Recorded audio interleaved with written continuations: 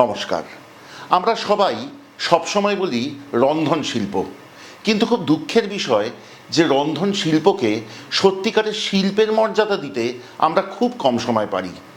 কিন্তু আমি মনে প্রাণে বিশ্বাস করি যে রন্ধন শিল্প সত্যি পৃথিবীর যত শিল্প আছে তার মধ্যে অতি উন্নত মানের একটি শিল্প। এর দুটি কারণ। প্রথমত, অন্য যে কোনো শিল্প দেখলে দেখবেন মস্তিষ্কের সাথে তা সৃষ্টি করবার জন্য অথবা উপভোগ করবার জন্য একটি, দুটি বা তিনটি ইন্দ্রিয় প্রয়োজন হয়। যেমন ধরুন আঁকা, মস্তিষ্কের সাথে আপনি স্পর্শ এবং দর্শন এই দুয়ের ব্যবহার করছেন।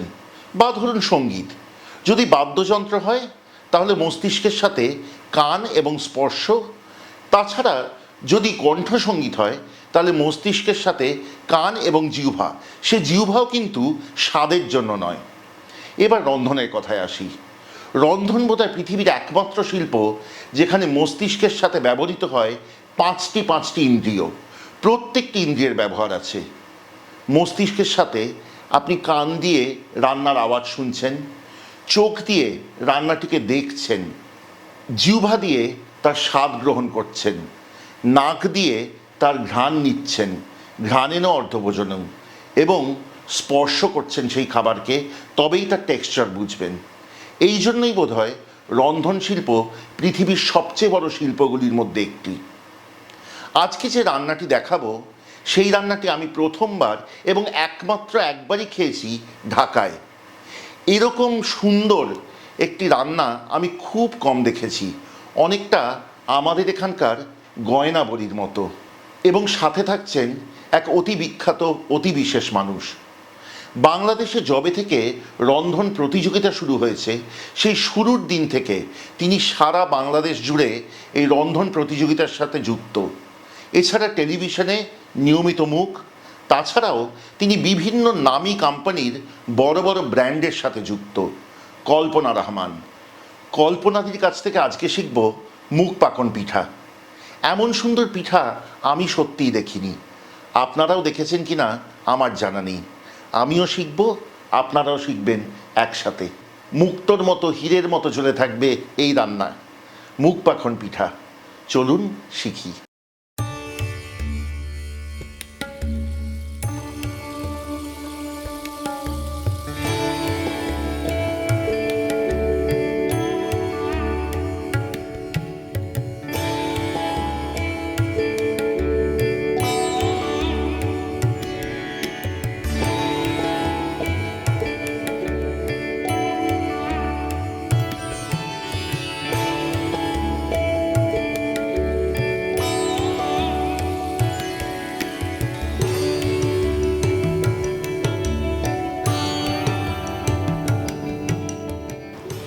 দিদি, অনেক ধন্যবাদ আপনাকে। আপনাকে স্বাগত কলকাতায়, ভারতবর্ষে।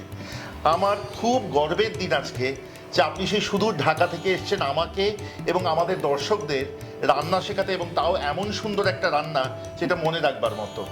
এই রান্নাটা সম্বন্ধে বলুন। আমারও খুব ভালো লাগছে যে তোমার আহ্বান আমি ফেলতে পারিনি, সুদূর কলকাতায় চলে এসেছি। তো রান্নাটা করতে গেলে আমাদের যেটা লাগবে সেটা হলো, আমি বানাবো আজকে মুগ পাকোয়ান পিঠা। এটা আমাদের দেশে খুবই একটা জনপ্রিয় খাবার, আর আমার হাতে এটা খেয়ে সবাই বলে যে ওয়াও। সে তো বলবেই। তো যাই হোক, এটা বানাতে আমি একটা পরিমাপ দিচ্ছি, সেটা হলো 1 কাপ মুগ ডাল লাগবে। আচ্ছা। তো এটাকে প্রথমে আমরা ভেজে নিব। আচ্ছা। হালকা ভাবে ভেজে নিব। তাহলে মাঝারি আঁচে রেখে ঢেলে দিচ্ছি।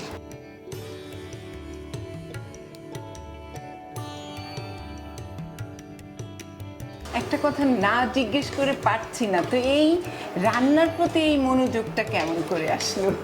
দিদি, আমি আসলে রান্না নিয়ে বহুদিন ধরেই রান্না করতে খুব ভালোবাসতাম, এবং তার চেয়েও বেশি রান্নার বই সংগ্রহ করতাম। তো পৃথিবীর বিভিন্ন প্রান্তে আমার যাওয়ার সৌভাগ্য হয়েছে। সব জায়গা থেকে আমি রান্নার বই সংগ্রহ করেছি। আমার কাছে যে কালেকশন, সত্যি কলকাতায় আমি জানি না কার কাছে আছে এতটা। কিন্তু লকডাউন যখন হলো তখন ভাবলাম যে এই যে কাজটা করছি, সবাই বাড়িতে বন্ধ, তারা নিজেদের একটু রান্না খাওয়ার মধ্যে দিয়ে একটুখানি নিজেদের এন্টারটেইনমেন্ট খুঁজে পাবে। আমরা বাঙালি তো খেতেও পছন্দ করি, খাওয়াতেও পছন্দ করি, আবার রাখতেও পছন্দ করি। দিদি ডালের কিন্তু গন্ধ বেরোচ্ছে হালকা। এটা আবার কেমন করে একটু দেখতে হয়, এরকম করে দেখতে হয়, মানে মচমচে হবে না, কিন্তু হালকা একটা মচমচে। আর একটু হবে না? না, আর হবে না। এখন এটাকে ধুয়ে ফেলতে হবে। এটাকে ধুয়ে সেদ্ধ করতে হবে, তাই তো? ঠিক আছে দিদি।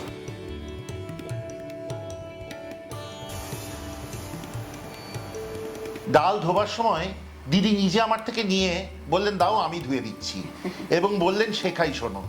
এই ডাল ভালো করে কচলে 3 বার ধোবে। প্রথম দিকে সাদা জল বেরোবে, শেষের দিকে সেই জল অনেকটা স্বচ্ছ হয়ে যাবে। ডাল ধোয়া হয়ে গেছে, এবার ডাল বসাবো সেদ্ধ করতে।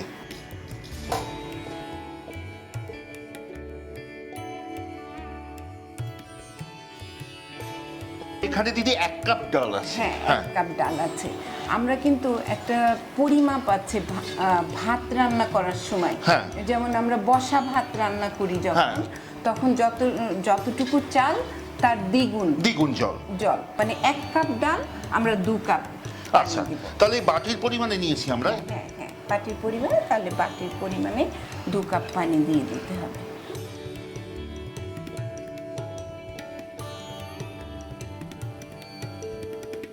আরো একটা জিনিস এখানে অ্যাড করতে হবে, সেটা হলো লবণ। এটা একটু যদি ঢেকে দেই তাহলে জিনিসটা কিন্তু আরো সুন্দর হবে, তাড়াতাড়ি হয়ে যাবে। ডাল কিন্তু একদম সেদ্ধ হয়ে গেছে এবং জলও শুকিয়ে গেছে। এটা কি যদি কারো না শুকায়, দানা দানা থাকে, একটু কি নেড়ে দিতে হবে? হ্যাঁ, নেড়ে দিতে হবে, ঘুটনি দিয়ে ঘুটে দিতে হবে। আমি এটাকে একটু নেড়ে নেড়ে আরো যেন ওটা শুকিয়ে নেব। হ্যাঁ, শুকিয়ে নিতে হবে। দিদি এবার কি করব? এখানে 1.5 কাপের মতো পানি দিতে হবে। পানিটা ফুটবে, ফুটতে ফুটতে আমরা এখানে একটু লবণ দেব। আচ্ছা, আমাদের পানিটা ফুটে গেছে। এবার আমি ময়দাটা এখানে দিয়ে দিচ্ছি, 2 কাপ ময়দা।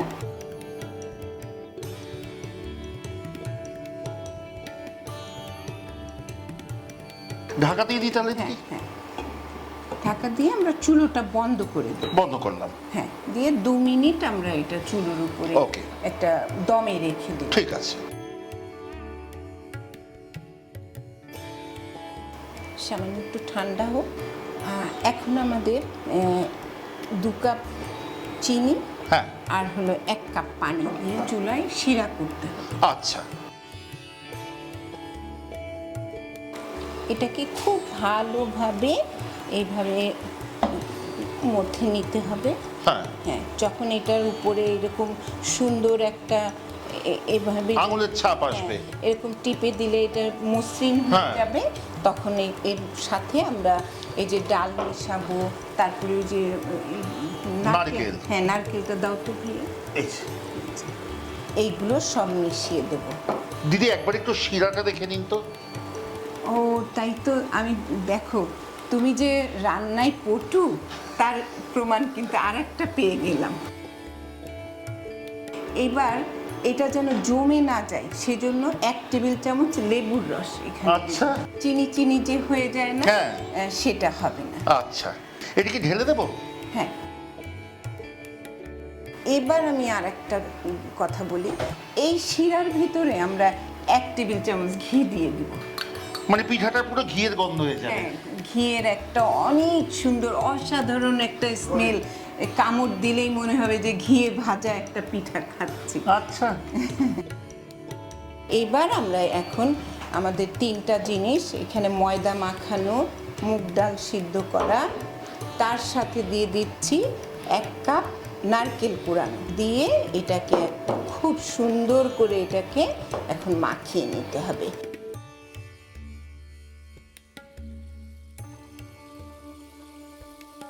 বন্ধুরা, এই মাখানোটা কিন্তু অনেক সুন্দর করে করতে হবে, একটু কষ্ট, কিন্তু যখন আমরা মজাটা পাবো তখন কিন্তু এই কষ্টটা আর মনেই থাকবে না।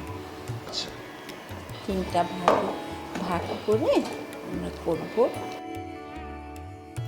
দিদি ততক্ষণ একটু তেলটা গরমে বসিয়ে দেবো? অবশ্যই।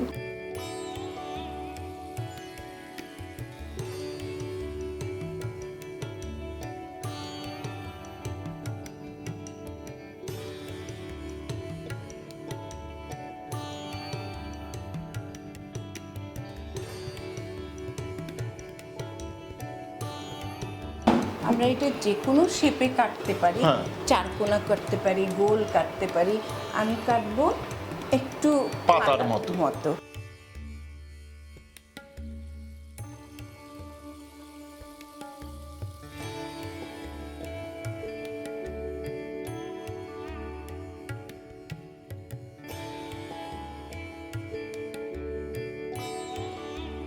পিঠাগুলো কিন্তু হ্যাঁ কেটে ফেললাম। এবার এটাকে একটু সুন্দর নকশি করে দিব। হ্যাঁ, আচ্ছা, নকশি করার আগে একটু তেল লাগিয়ে নেব এটার উপর। আচ্ছা,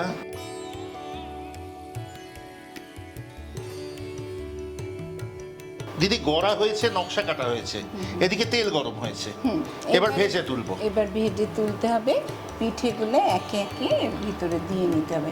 আমি কিন্তু এইভাবেও একটু দেখতে পারি, ওই যে তেল গরম হয়ে গেছে, তার মানে দিয়ে দিতে পারি।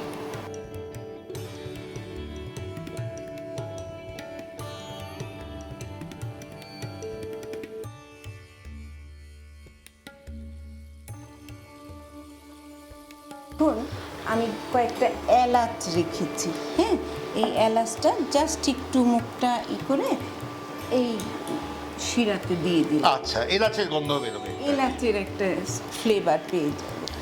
দিদি সুন্দর একটা সোনালী রং ধরেছে। এইবার কি করব? এইবার তেল থেকে তুলে ছেঁকে শিরায় ফেলবো। শিরায় ফেলে দিই। আচ্ছা, ফেলি? হ্যাঁ, শিওর। দিদি একটা শেষ প্রশ্ন আছে, এই পিঠা কতক্ষণ শিরায় ভিজবে? এটা জাস্ট 3-4 মিনিট ভিজলেই হয়ে তাহলে পরিবেশনের জন্য প্রস্তুত। হ্যাঁ। আচ্ছা, তাহলে কেমন লাগলো পিঠেটা? অনবদ্য দিদি, এ ভাষায় বলার নয়।